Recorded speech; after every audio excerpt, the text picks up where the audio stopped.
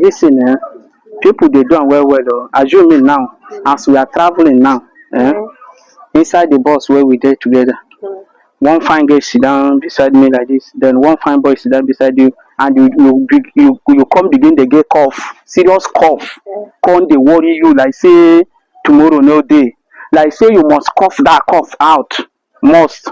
How you go take cough am in front of that person wey dey your side? I go do like this.